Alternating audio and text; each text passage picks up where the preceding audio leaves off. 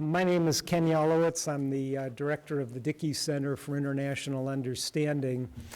And I'm really pleased that all of you have ventured out on this frigid March evening in New Hampshire.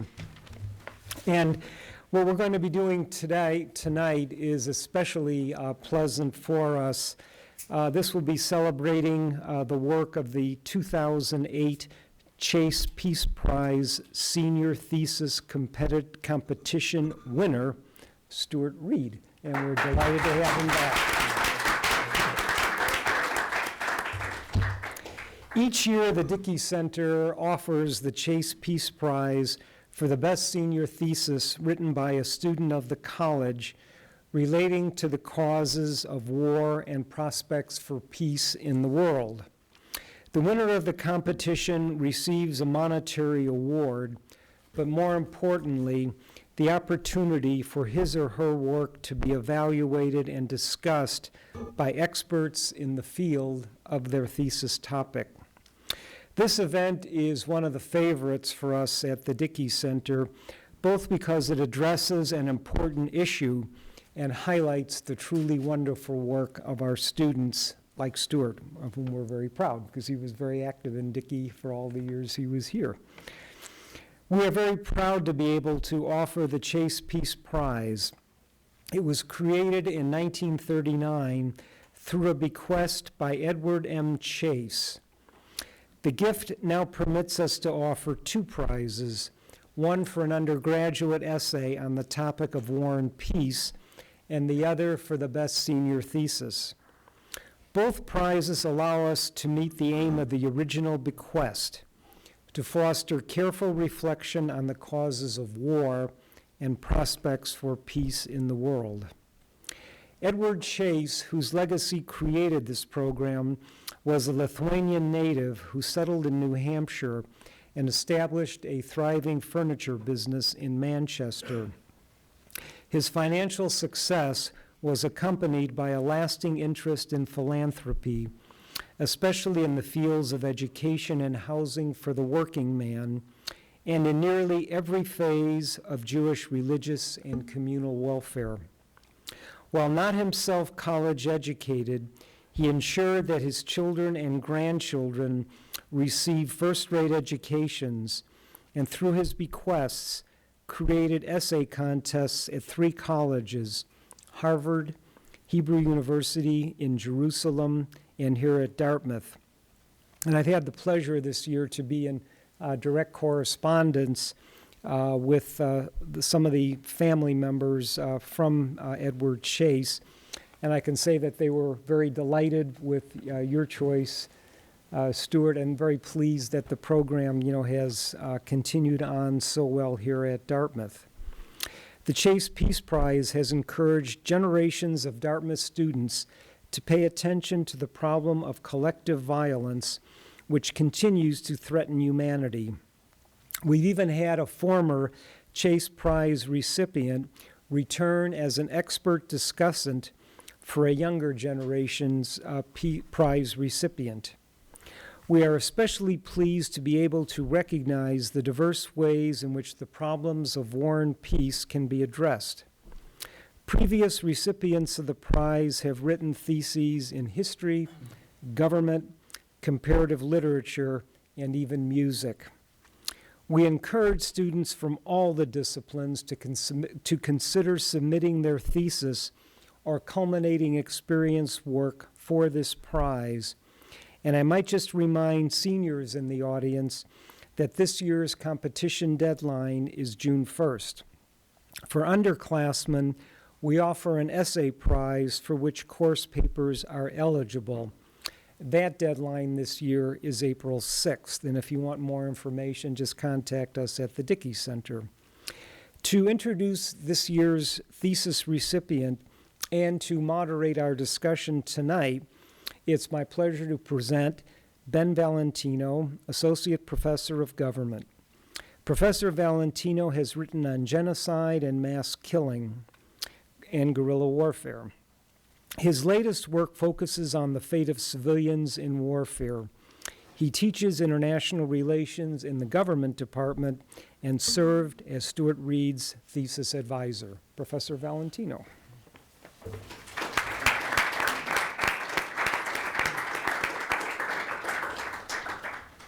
So I just want to give a brief introduction so that we can get right to the meat of the discussion tonight. It's really a pleasure of mine to be able to introduce tonight two of my very favorite people. One is Stuart Reid, a 08 Dartmouth graduate, one of my best students of all time, and now working as an assistant editor at Foreign Affairs. And the other is Dan Byman, one of my best friends of all time, and a longtime colleague going all the way back to graduate school. Dan is the director of the Security Studies program at Georgetown and a senior fellow at the Saban Center at the Brookings Institution that focuses on Middle East policy. As you know, if you're here, the subject of the discussion tonight is the subject of Stuart's honors thesis, which focused on the question of, do leaders matter? I can promise you that we didn't plan this to coincide with the selection of Dartmouth's president today. That came as much of a surprise to us as I think it did to you. Still, I think that the timing is obviously quite fortuitous.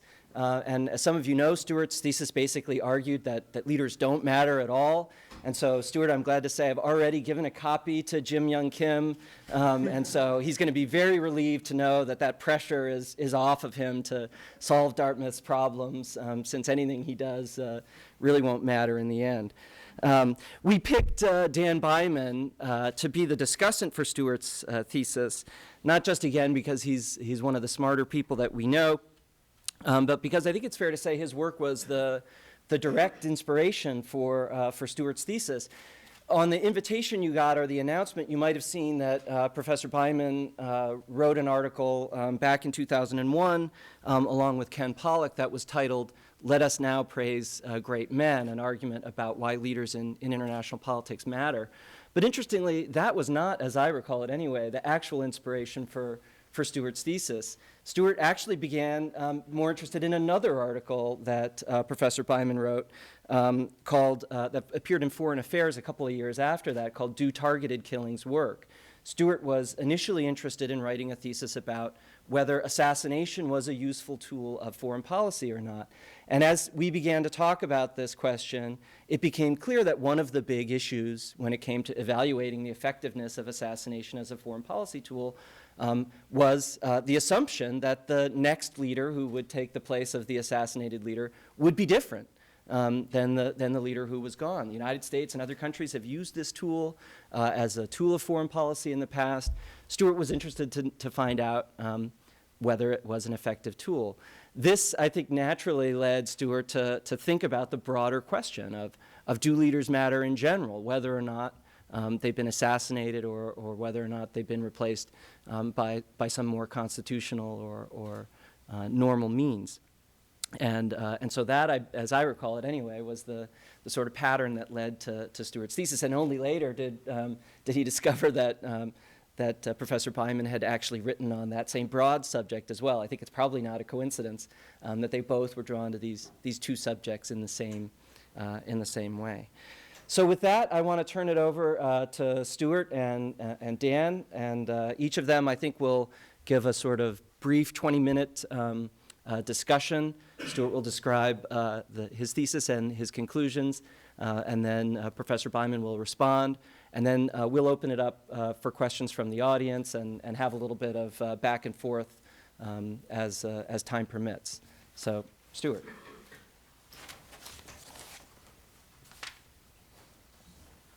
All right, well, thanks everyone for coming, and thanks to the Dickey Center for inviting me here, and to Professor Byman for coming up, and Valentino for moderating, and for being my advisor, of course. So I wrote my thesis on whether individual leaders actually matter in international relations, and I argued that they don't, that other things matter more. And it's an important question because if leaders do matter, then foreign policy of a certain country should be targeted at other leaders, not just at states. It also affects whether we should worry about a new leader coming to power somewhere or hope that they will change things. So people have expressed fear and hope about Kim Jong-il's replacement, which is affected by this question.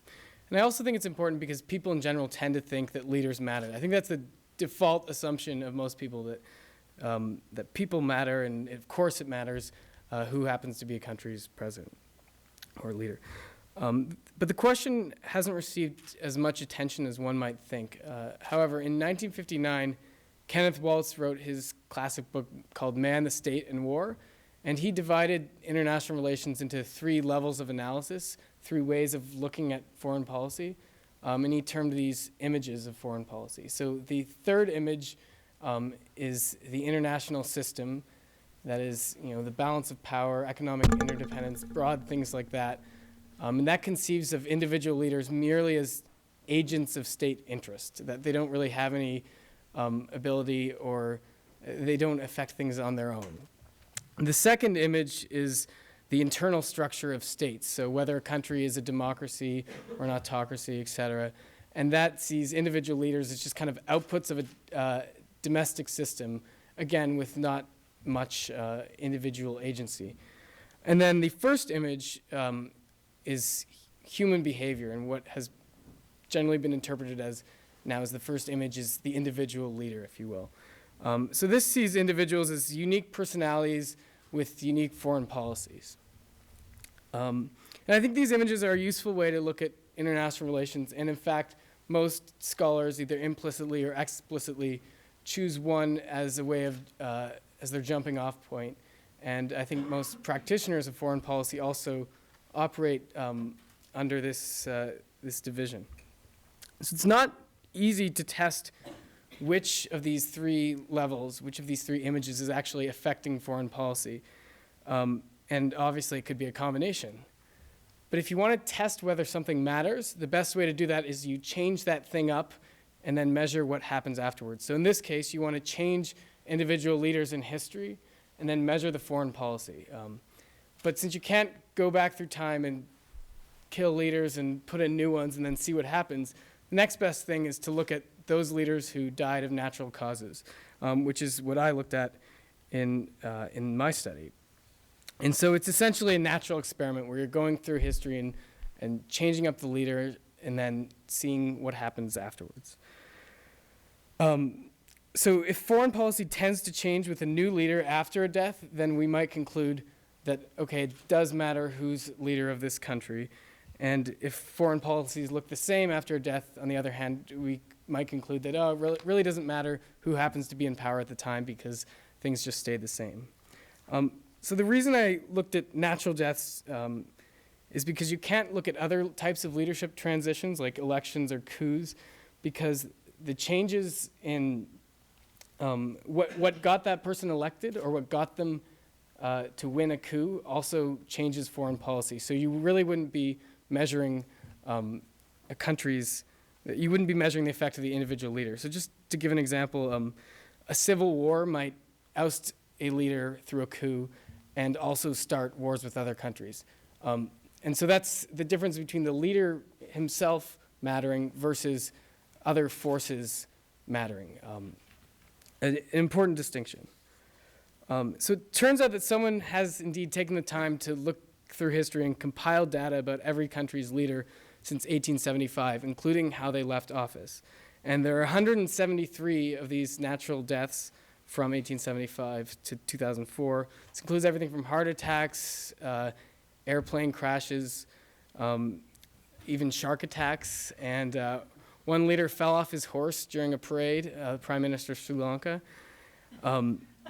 Now, there are a few things you have to control for, and I did in my thesis, but by and large, natural deaths can be treated as this random exogenous source of leadership change, which sounds complicated, but basically, when a leader is stricken with a heart attack that had nothing to do with foreign policy, and we shouldn't think that the heart attack would somehow be interpreted as it having an effect on foreign policy, obviously.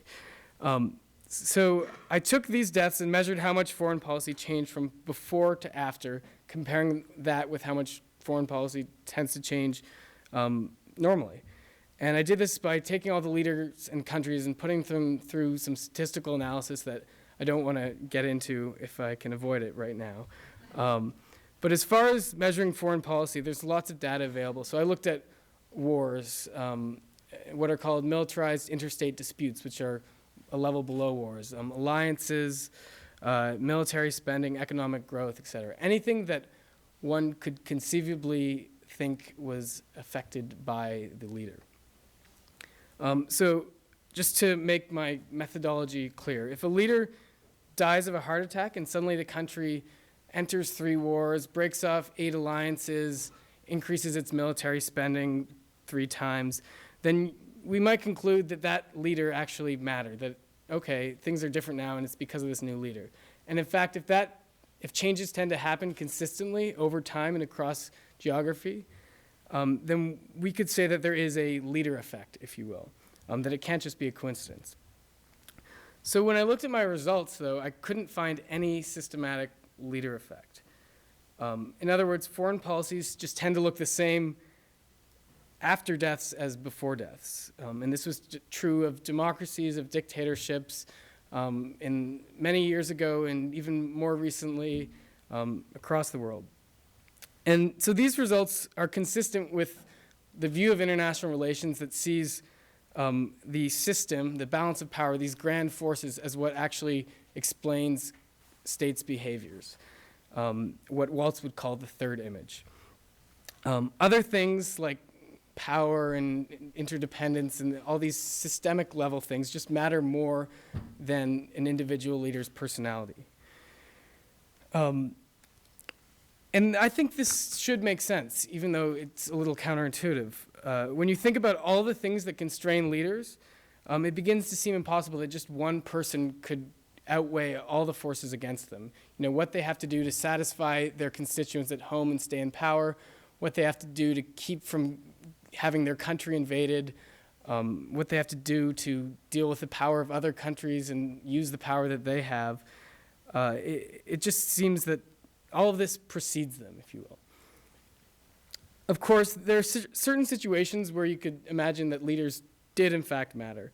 And Professor Byman will probably maybe use the example of Hitler as an example of a leader that really did matter, that he was just so unique and so different that he had a definite impact on history. But these are the very exceptional cases, not the rule. And systematically, leaders, as far as what my results show, don't tend to matter. So to quote Damon Runyon, the race is not always to the swiftest, nor the battle to the strong, but that's the way to bet. So by and large, leaders just don't matter. I should address a few potential criticisms. You could argue that the way I measured foreign policy was just too blunt by looking at things like wars and alliances, that there's a lot of other stuff that happens international relations-wise. And there could be a more subtle leader effect. But I think the bar has been set pretty high already for whether leaders matter or not. And those who think leaders matter think that they matter at the most important things of international relations. And if they don't, then that's just less interesting. Or you could think that leaders do matter, that they are important under certain but as yet unspecified conditions. And this would be very interesting to find out. It's not regime type, however, because I did test for that.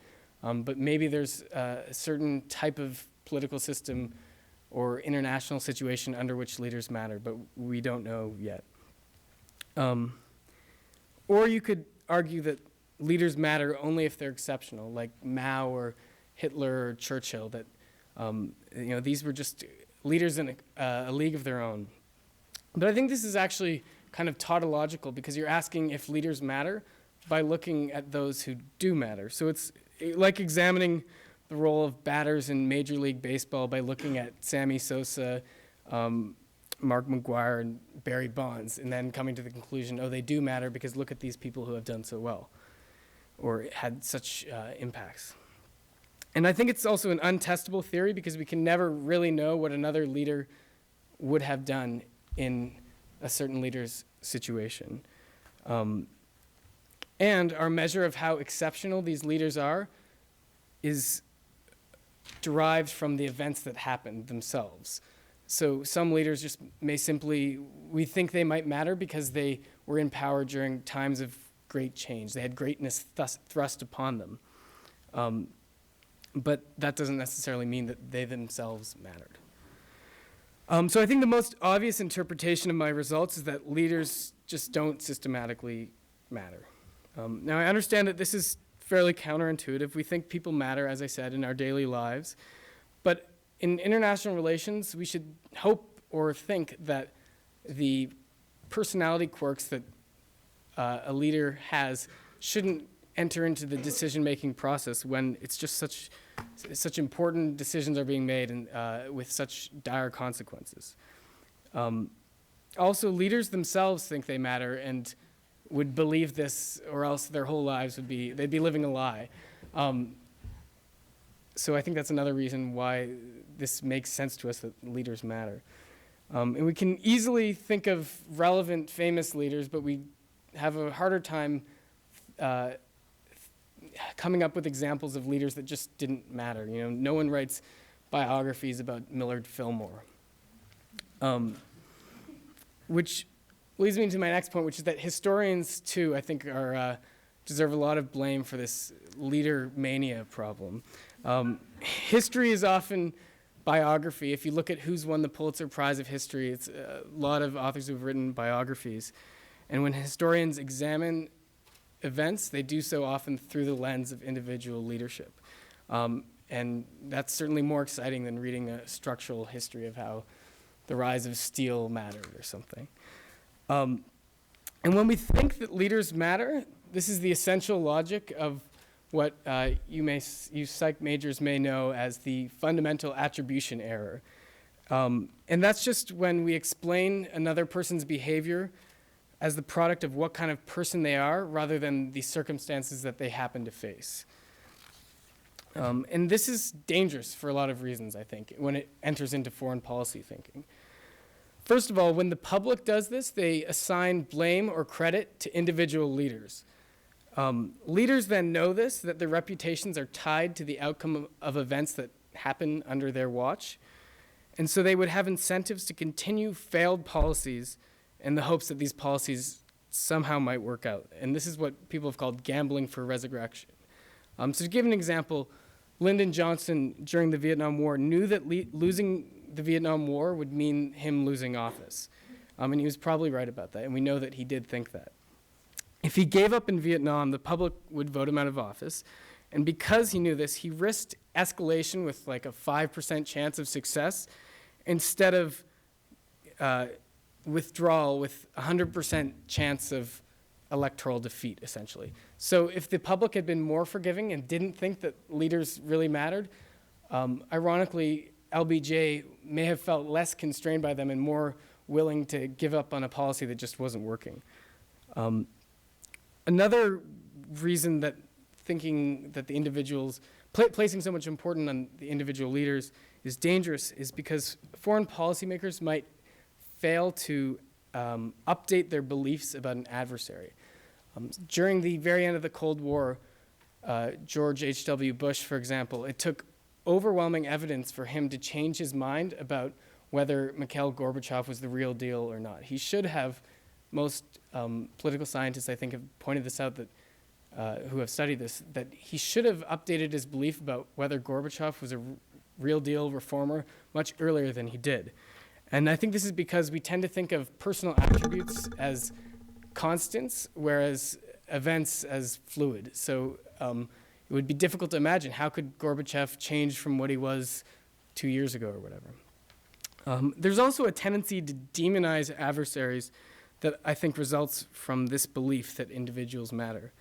Again, to take an example that involves Bush Sr., he hated Saddam Hussein, whom he thought had betrayed the United States and about whom he said many terrible things that I can't repeat, both in public and private. He called him, well, the terrible things were probably in private that I can't repeat.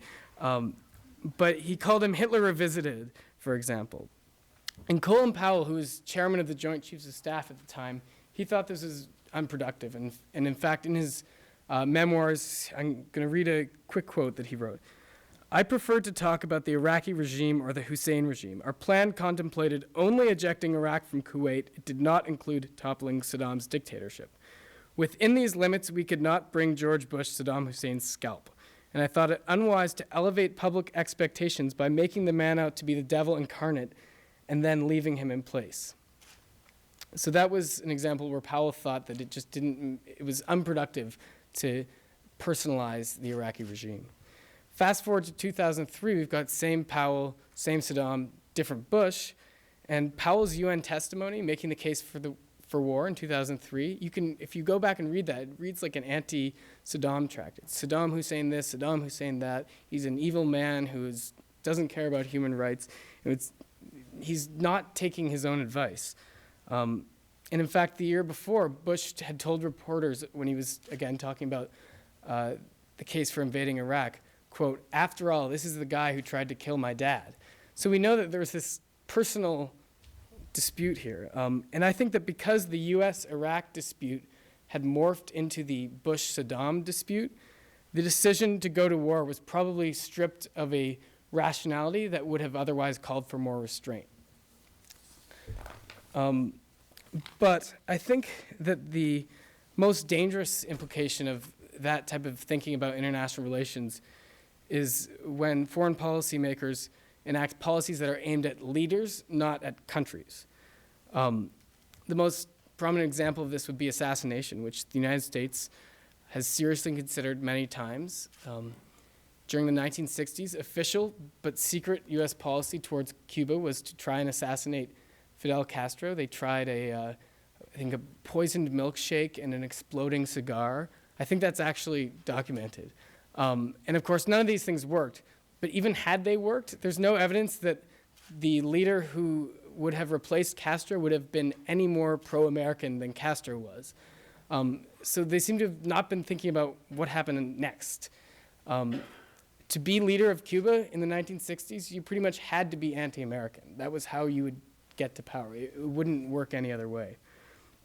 So what do I mean by targeting countries, not leaders? Well, with regard to Iran, for example, just to take a current US foreign policy problem, this would mean you don't wait until June of this year when they have presidential elections. You don't wait until then to begin negotiating with Iran because A, it just gives them more time to work on their nuclear program, but B, we shouldn't really expect that the domestic and international incentives faced by Ahmadinejad will not exist when if a new leader is elected.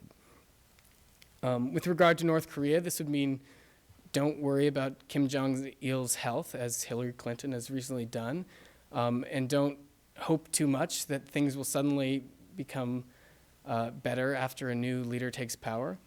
That you should target the country's insecurity and its situation, not him specifically. So that's my side of the debate. My main message is just not to confuse international relations with interpersonal relations, and I look forward to hearing the other side.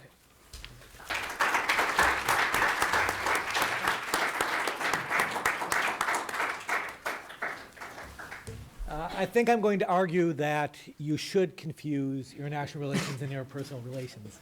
Let me begin first by commending Stuart for really a superb paper. It's nuanced, it's carefully argued.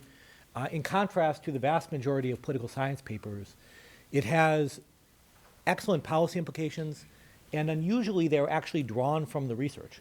So that's something that relatively few scholars do. I was telling Professor Valentino earlier that if one of my advanced graduate students did that at Georgetown, I'd be very pleased. And this is a really great piece of work. I don't mean this to be an insult, and I hope it doesn't come across as one, but Stuart, you have a future in the academy.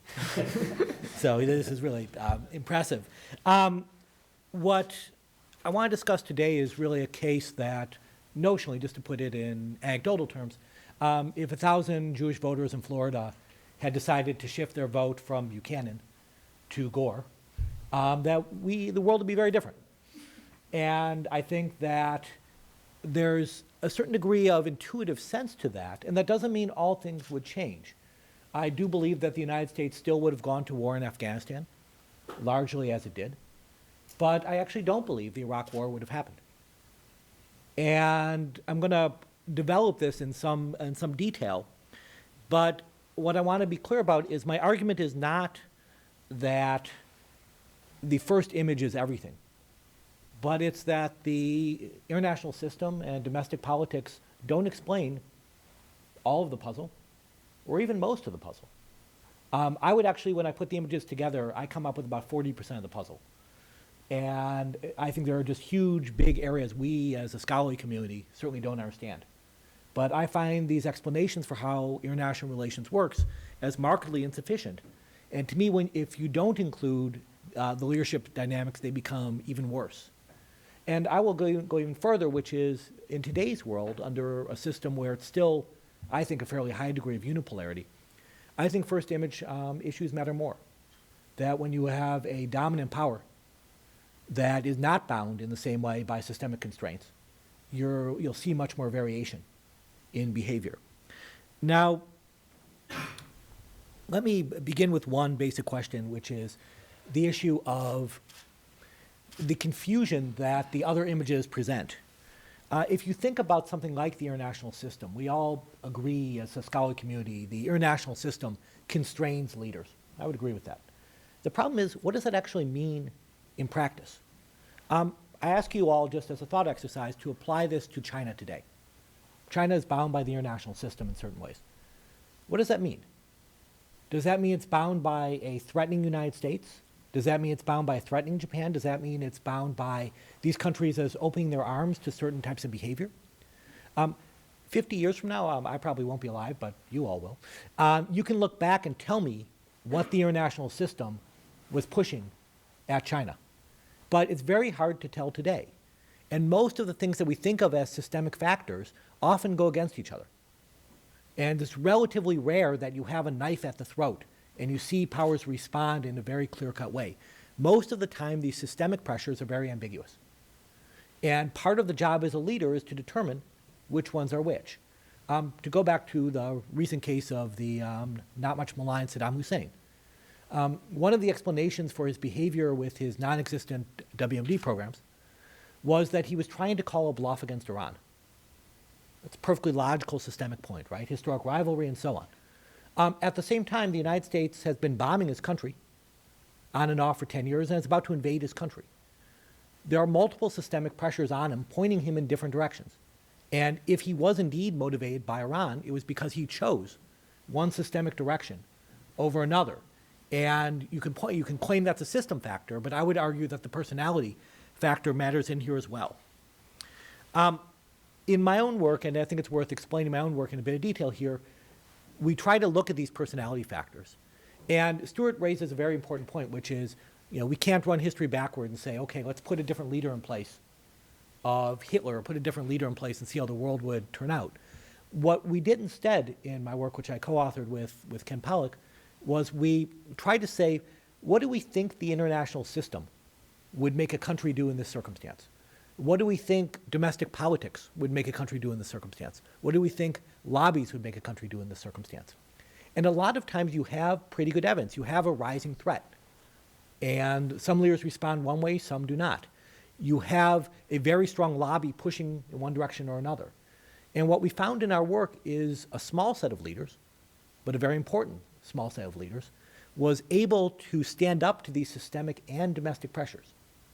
It's relatively rare. Most go along with them, but a relatively small set was able to this. And I would agree that we are looking at exceptions. We looked at Napoleon, we looked at Kaiser Wilhelm, we looked at Hitler. In other work I've done, I've thought about Stalin a lot. These are certainly exceptions, but I will say the exceptions I'm looking at are the Napoleonic Wars, World War I, World War II, and the Cold War. And from an international security point of view, if you take out those exceptions, for the last 200 years, you're left with, I don't want to say not much, but you're not left with the huge dramatic issues that have shaped the field. And we found in our look at this relatively small set of important leaders that they matter in several ways. One is that they determine the goals of the state. If you look at Hitler, it's plausible to me that any German leader in the 1930s would have pushed for a greater Germany. But a greater Germany didn't necessarily mean overrunning all of Russia. That was something well above and beyond even the most revanchist of German parties in the 1930s. They also choose allies. which ally goes for which country. And that's something that sometimes it's obvious. You're being attacked, another country's being attacked, maybe you should work together. But a lot of times it's not obvious. And some countries get rid of alliances because of, in hindsight, rather stupid factors. Some form them for very unclear reasons. What is holding NATO together today is an open question. And leaders play a role in choosing this. But a big one is some leaders are more aggressive than others. And related to this, some are more willing to take risks than others. Stuart mentioned the example of Lyndon Johnson escalating in Vietnam for electoral reasons. Not every leader would take that choice.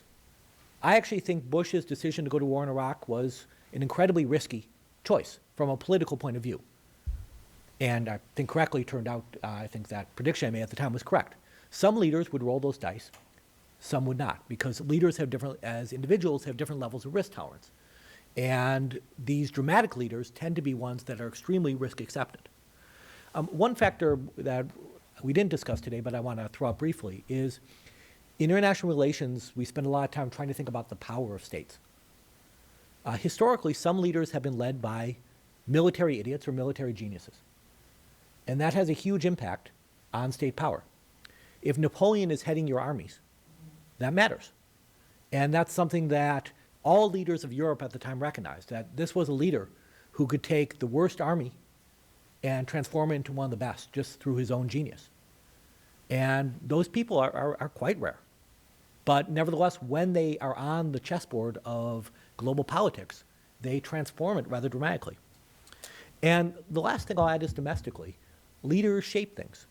President Obama right now is working hard to create constituencies for his programs. And leaders create institutions, they design them in government, and they also create social movements, and they create a wide variety of factors that we think of as the second image. An example from the causes of World War I, what a lot of people talk about, a major cause was Germany building a fleet, which drove Britain from being an ally of Germany to being a rival of Germany, and later on an enemy. And this was, made people point to World War I and say, you see, there was this lobby that was driving German leaders to build the fleet. There was a pro-fleet lobby. That's true. But Wilhelm decided to build the fleet before there was the lobby, before there was a serious fleet. After he started to build the fleet, a lobby developed. But that lobby developed because of his decision, not the other way around. Now, I want to more directly, I've been kind of speaking on my own arguments, I want to more directly critique a few points in Stuart's work. One of the biggest I've alluded to already. There's an anecdote about a British admiral who retires in 1950 after, in the British tradition, 40 years in service. He began when he was 13 as an ensign. And he's speaking to a large group of his comrades, and he said, every year some young whippersnapper would come to me and say, this year war is going to break out.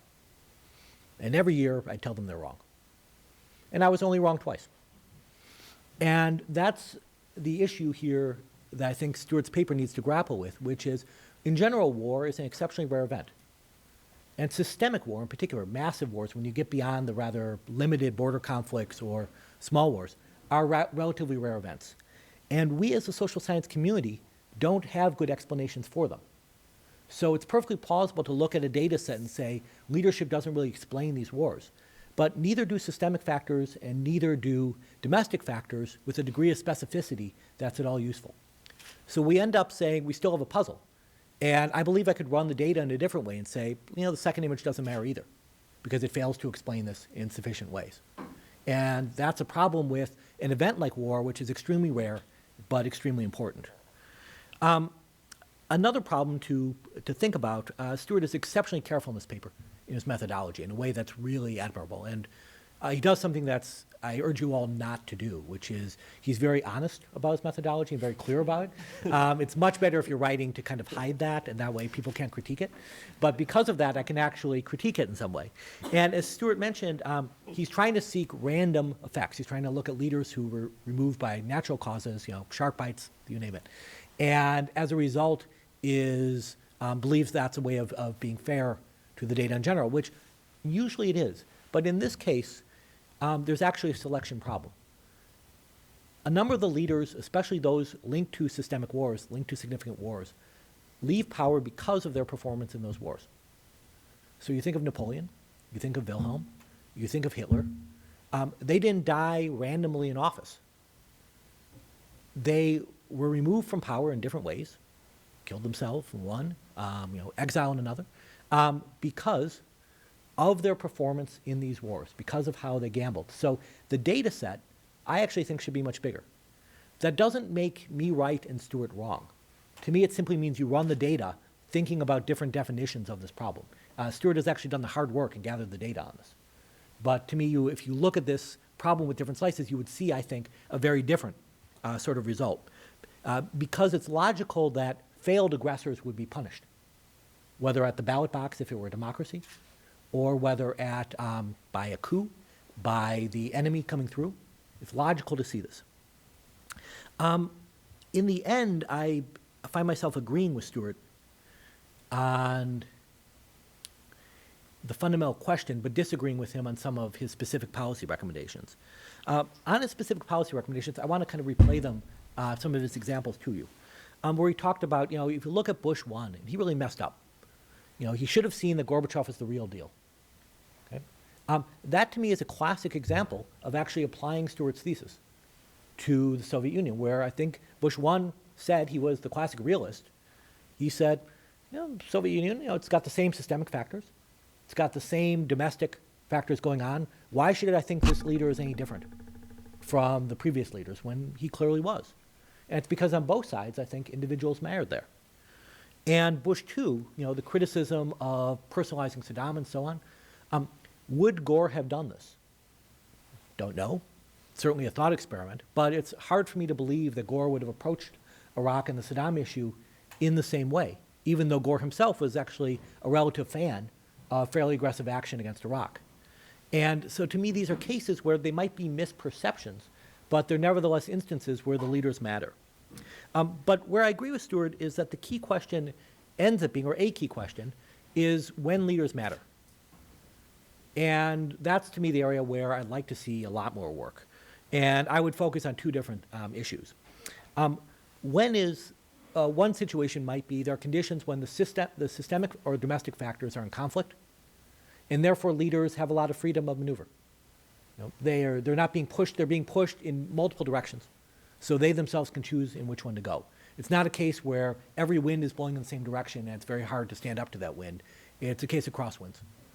A second would be when the domestic institutions are very weak. So it's not a case of autocracy versus democracy per se, but it's a case where leaders themselves are relatively unfettered. You have some autocracies that have relatively strong institutions, fewer than democracies, but you still have some, and where those institutions weaken the power of the second image. And the last thing I'll point out is a little different, which is that there may be certain types of leaders who matter more than others. And that may be a relatively small set, but the issue I would focus on is risk-taking and aggression.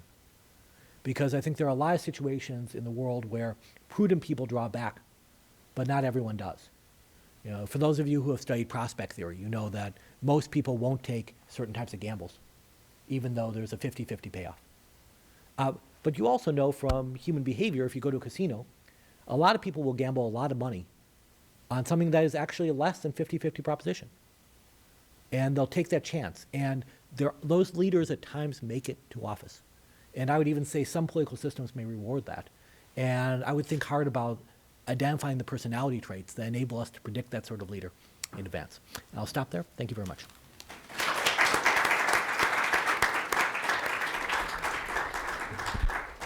So thank you, Dan. I thought we'd give Stuart a moment to respond to some of this. Don't feel the need to respond to all of the points that Professor Byman made, but perhaps you want to make a few choice comments, and then we'll turn it over to the audience for your questions. So, Stuart. Sure. Well, I think we might agree on one aspect that I hadn't realized, which is that when Professor Byman mentioned how failed aggressors are punished, I think that, in fact, shows the prevalence of the system over the individual leader, because those leaders who try to defy what the system dictates end up getting spat out of the system, if you will. So that gets to the point of whether a leader's leaders setting state intentions, whether that actually means they can matter, because they may set their intentions, in that way they do matter, and the bad things that happen from them setting bad intentions obviously affect history. But that's only half of the story. Anytime, if you're the president of a country, you can decide to do whatever you want, but you still have to face the consequences that will happen. So if you're the dictator of a tiny Bermuda-style nation, and you decide to attack the United States, okay, well, you can do that, but the system will win, if you will. And so I think that just goes to my argument that it's very difficult to overcome the other factors at play, even if you have such a risk-acceptant personality that you're willing to risk it all. At the end of the day, the system will win, if you will. With regards to the example of Bush and Gorbachev, I don't know too much about the case, but I think there's a difference between and it's subtle, but I think there's a difference between an individual leader mattering versus a new leader getting into power and then doing things differently than a previous leader. So Gorbachev was different than previous Soviet leaders, but was that because he just thought differently, was a fundamentally different person? Or was it because he got into power because the domestic system was looking for someone like him? And the systemic factors of, the economic system of the Soviet Union just would push any leader into the direction that he ended up taking. I think my main response is just that even if a leader tries to matter, they won't end up succeeding in mattering. Okay, good. Dan, I don't know if you want to say anything, or should we? I think let others Yeah. speak. So, we have a microphone or something that's going to go around?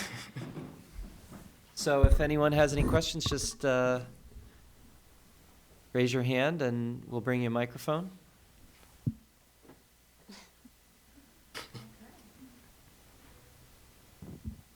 Got to be some questions out there. Here we go. Professor, you mentioned that you thought some sorts of government specifically selected for more aggressive leaders. I was just wondering what sorts of government you had in mind. I have to say, I'm going in a relatively data-free zone here. But there is a question to me, which is, how do you get political power in different systems? And in some, it's, in parliamentary systems, it's usually kind of the backroom deal sort of thing. It's rarely public appeal, while in a system like the U.S. system, it has to be someone to be president who has to, not have to be reasonably media savvy, but selects for media savvy. So there are certain characteristics that are more likely or less likely.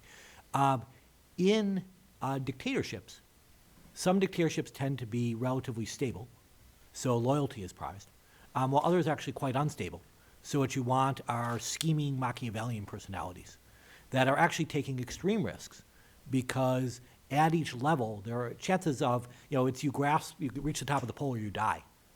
And so I would say those kind of somewhat oscillating dictatorships are extremely prone to those leaders. However, to go back to a very important point Stuart addressed, many countries that have that political system are relatively weak, and thus their ability to overcome or stand up to the system is quite limited. So you do have, to me, a countervailing pressure, but occasionally you get someone like you get the Soviet system, where you had leaders who were rewarded initially, not later, but initially, for revolutionary activity, which is a very dangerous activity and promotes a certain degree of risk-taking, a certain style of leadership that to me it's not transparent, you prize deception, and linked to a powerful state. That's a relatively rare combination, but when it happens, I'd say look out.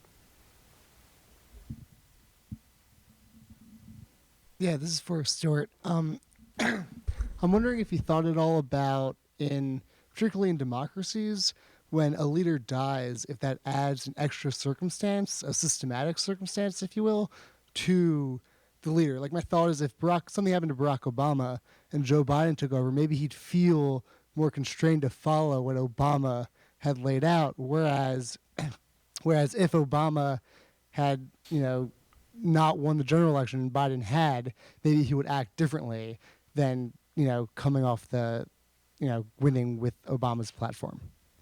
Yeah, well, I talked briefly in my thesis about what we call the caretaker effect. That is, after you replace a leader who has died, there's a lot of pressure to continue his policies, and some have said that maybe this applied after Kennedy, for example, because he was such a popular figure. I think it's an interesting question, and some of my results did show that leaders after deaths tended to have foreign policies that were even more similar to the previous leader than policies usually were, but there wasn't a lot of, it was murky statistically.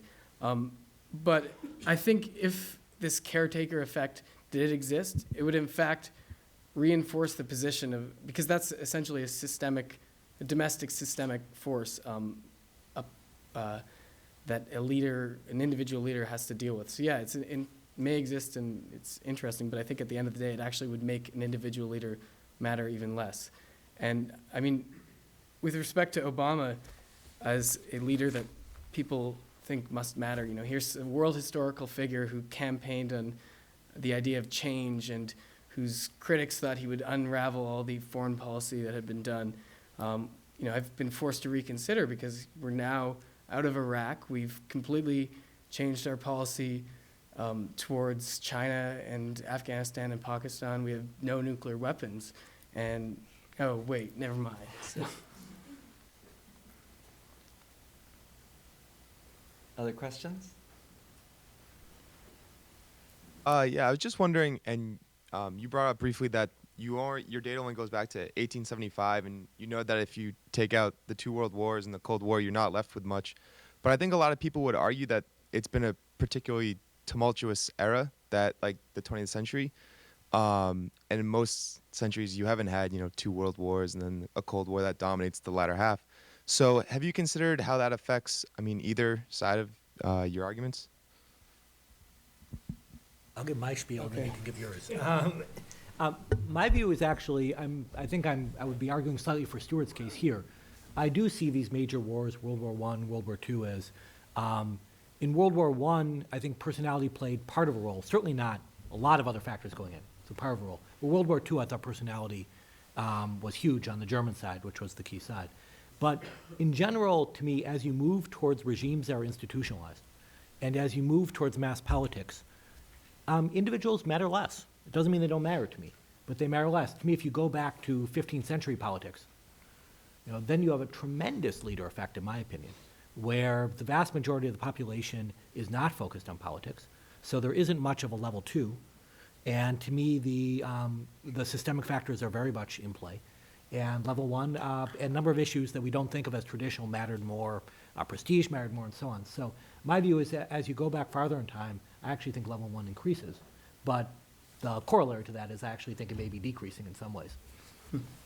Yeah, I think I'd probably agree with that in that there are more things that constrain leaders these days domestically than there are in the past. But just briefly with regard to World War II and the influence of personalities, I guess it depends what you count. If you replace the leaders in World War II, what would have happened? I mean, there were a lot of systemic factors pushing for World War II, the relative success of colonialism of the Axis versus the Allies, an expansionist Germany, conflict between China and Japan. It wasn't just one person who I think caused it. Certainly, you can make the argument that it would have played out a lot differently and maybe it would have been this more limited conflict. But I think it's important to keep in mind that lots of different factors were leading to this, only one of which may have been the individual personalities.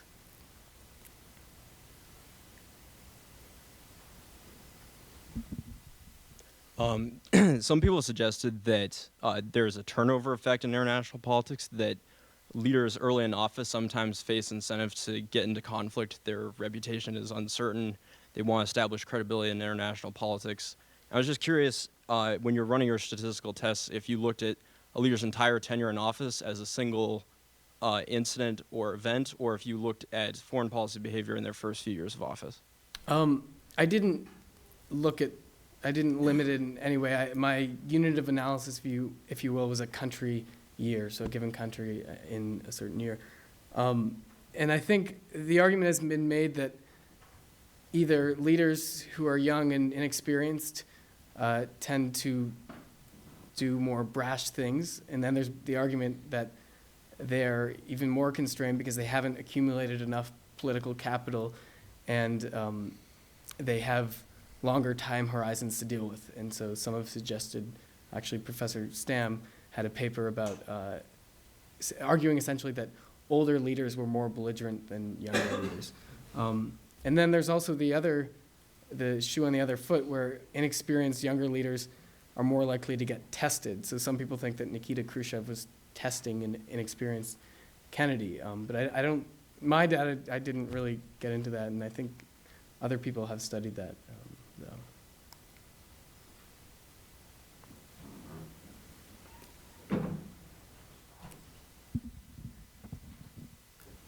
I have two questions for Stuart.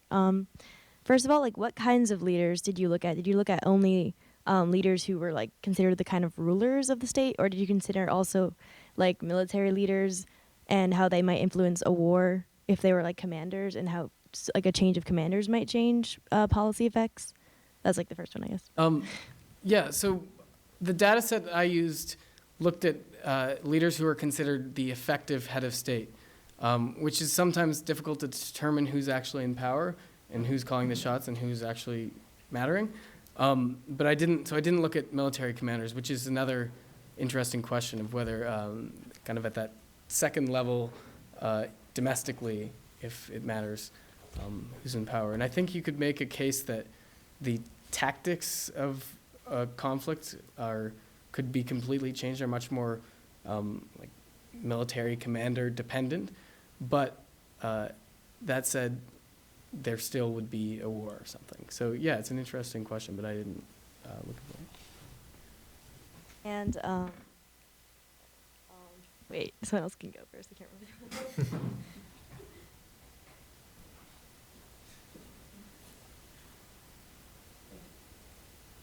I guess this question is for Stuart. I was just curious to ask about instances of very personal diplomacy. Say, for example, the idea that only Nixon could go to China, and how Nixon took a very active role in the initialization of normalization talks, or say Woodrow Wilson's conceptualization of a new world order at Versailles.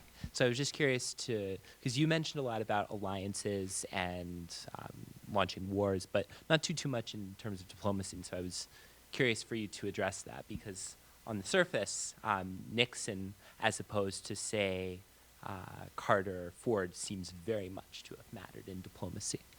Yeah, I guess the question would be, why was Nixon interested in China? Did he just happen to have a personal interest in it, or were there systemic factors that made him see that it was the time to open relations with China? And of course, you can never really know why he made which factor was acting. And I guess the second response would be that diplomacy would be an interesting thing to look up, but it's not the same as entering or leaving a war. That there are kind of these things. I'm not trying to offend Ambassador Yao, but they're they don't matter. they're more around the edges than the conflict side of foreign policy. Foreign policy includes many things, and you're right to point out that I focused more on the kind of hard aspects than the interactions diplomatically, which are also important, of course.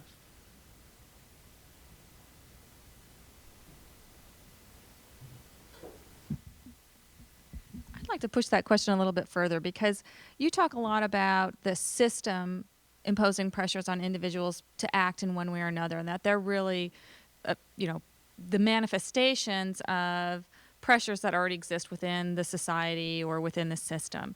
And I think that there's a false logic there. We need leaders to inspire us to follow or to feel confident to exert the kinds of pressures that we want to on our leaders. And without them acting as agents or catalysts for galvanizing support around a particular issue, that support doesn't exist.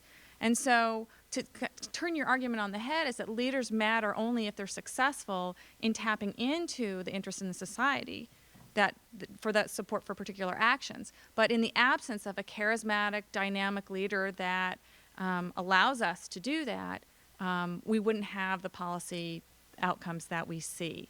In that case, leaders then do matter.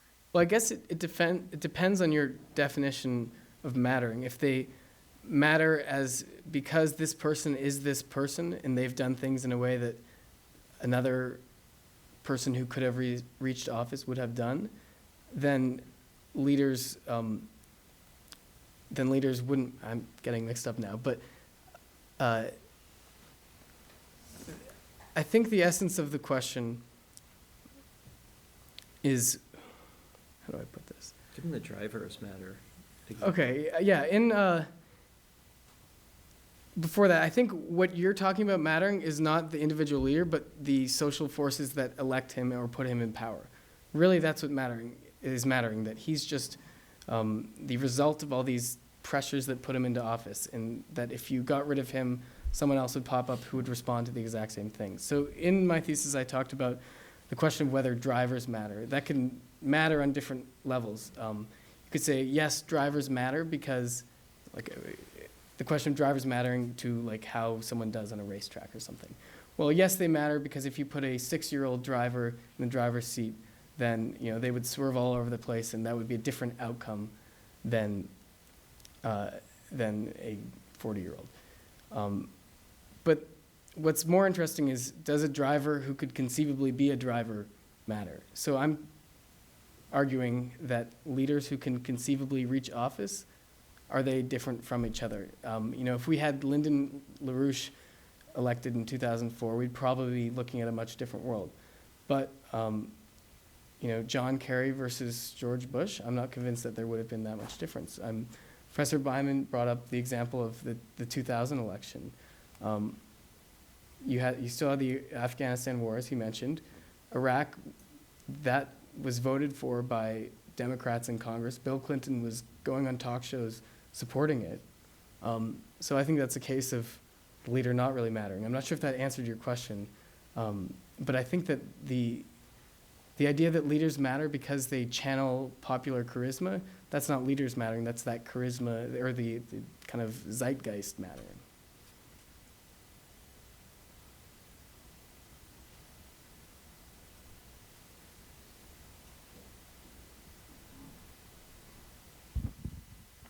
Again for Stuart.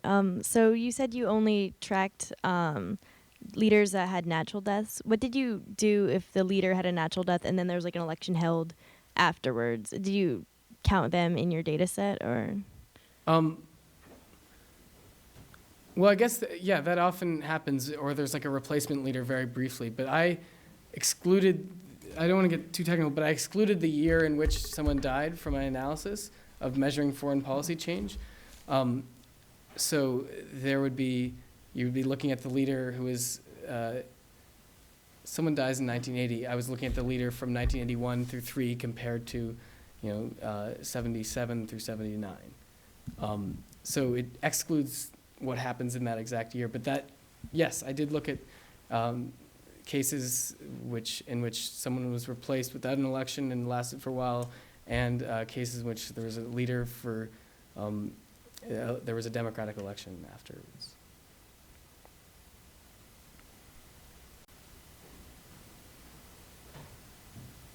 All right, I'm sort of just thinking out loud here, but I'm wondering if you think leaders can matter only because if other people think leaders matter, and if in instances of personal trust, if there's a new leader comes to power, if their policies don't change, but whether other countries respond differently to them. I think you actually addressed this in your paper. Do you want to take first and then that? Sure. I think yes and no. I think certainly believing leaders matter helps leaders matter. You know, I mean, I think there's no question that it's a cycle where expectations are reinforced by action.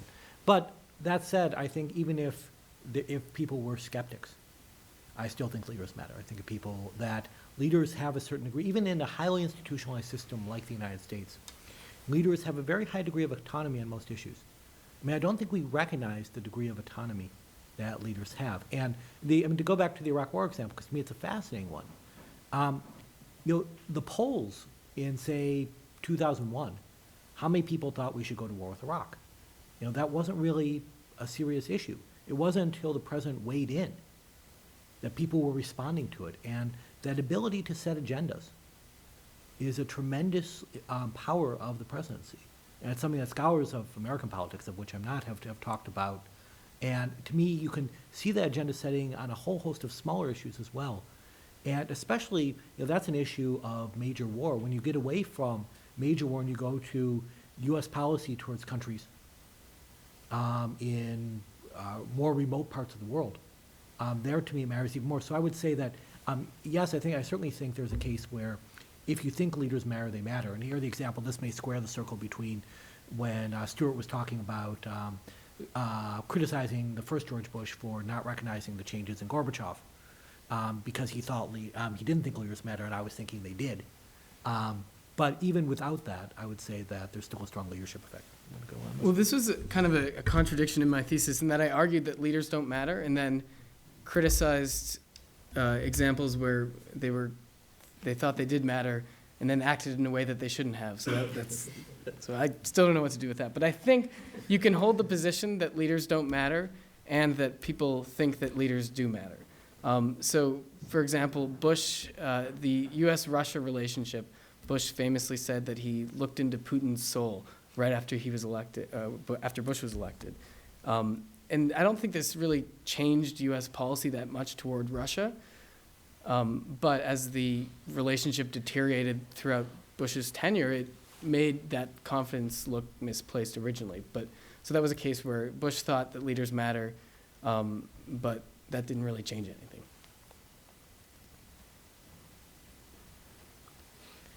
I'm just kind of wondering, as a follow-up to that, I mean, if you're looking at the Iraq War, for example, couldn't you say that yeah, leaders have a lot of autonomy, but at the same time they're acting in response to ways that their parties and other other advisors around them are pressuring them to act, and in that way responses such as the Republicans losing power are responses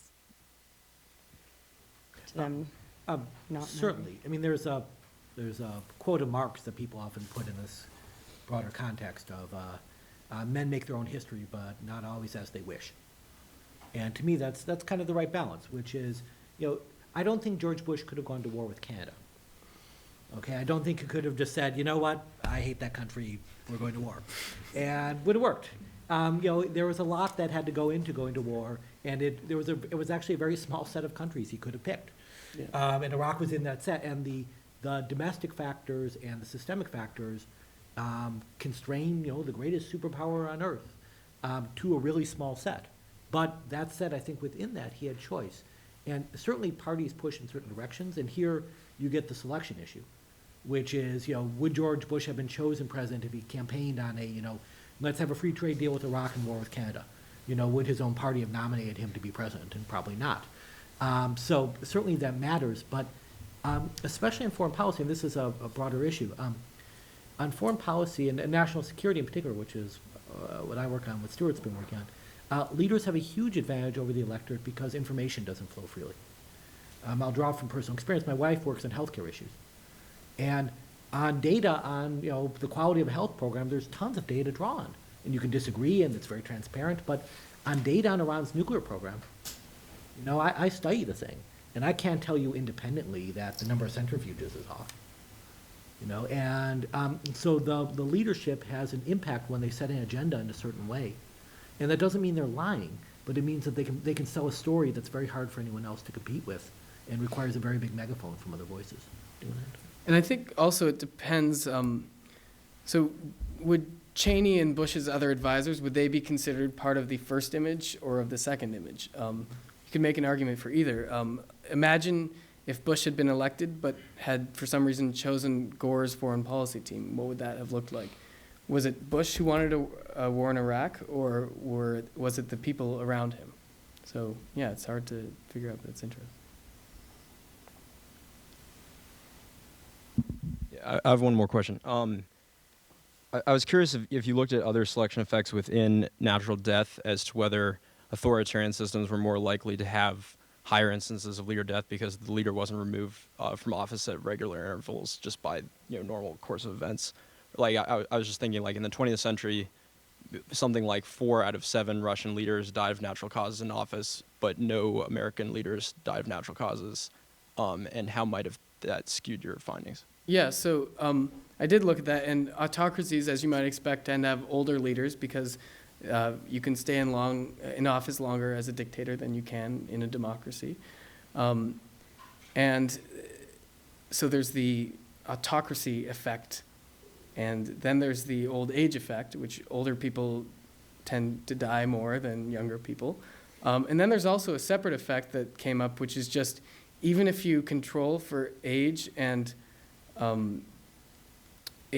long you've been in office, the autocracies tend to have more deaths. So I think I chalked that up to a lot of autocracies just having poor access to medicine, even in more recent years, but probably more so in the past. But there's also another effect, which is that in an autocracy you have more chances to die because you're in office for 10 years. So every year you roll the dice and see whether or not you die. So there's this survivorship. Eventually the shark's going to get you. Yeah, eventually. So yeah, I did control for those. But I thought it was interesting that they do exist, that you're going to see a lot more natural death in autocracies for a lot of different reasons. Do you have any more questions?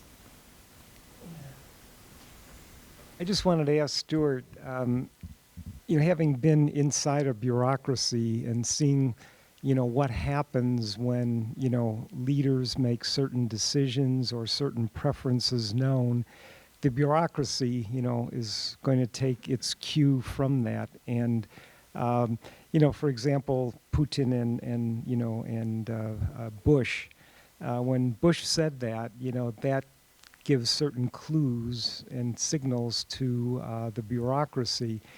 And the same time, when the decisions were made about Iraq and going to war with Iraq, it basically tells the bureaucracy, stop fighting against this, the decisions are made. How do you account for that? I mean, that, those are very powerful impacts that, come from that one person. Yeah, that said, I think you can argue that more often it runs the other way of bureaucratic pressures resulting in a foreign policy rather than the leader overriding them. I think that the rule would probably be that they act with the bureaucracies rather than overrule them. And certainly with regard to Iraq, there was the whole intelligence community.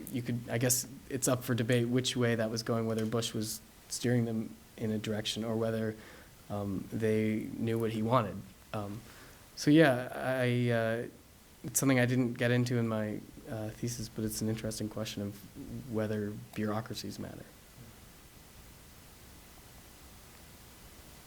Any other questions?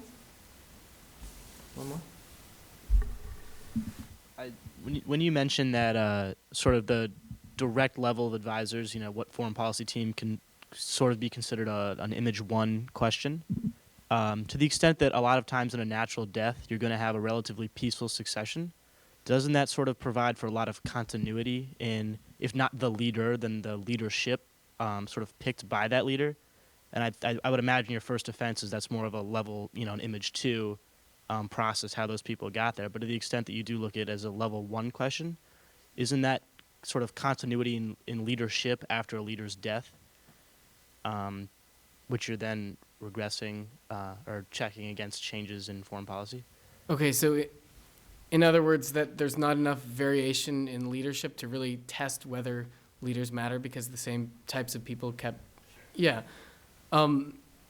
again, yeah, I think what you said is that my response to that is not that it's a flaw, but that reinforces the idea that all the institutions are pointing towards keeping things the same, and that an individual leader can't change as much as he wants to because A, he's not going to get into power if he is radically different from his predecessor, and B, when he does get in power, there are all these forces that he has to deal with, including the caretaker effect, if you will. But yeah, you're absolutely right in that there's this problem or a bug or feature of highly institutionalized succession systems pumping out the same types of leaders. And what I did find in my thesis is that while leaders don't necessarily matter, maybe the institution of leadership does matter. And when you had a lot of leadership transitions, so succession crisis after the death of a leader, that was associated with lots of variation in foreign policy. And I would say that that's probably not, my argument was that that's not the leader mattering, but the system, the institution of leadership was mattering. Any other questions before we close? All right, then. I thought I'd just venture one observation here at the end to see if I can't bring Stuart and Dan back together. They might seem to be on different sides of the issue, but I think you guys both need to work together on your next project, which I think should be titled Leaders Can Matter, but they usually don't. Because that seems to me to be the consensus between you two. So with that, why don't you all please join me in thanking Stuart Reid and Dan Byman for coming here tonight and for a wonderful discussion and debate.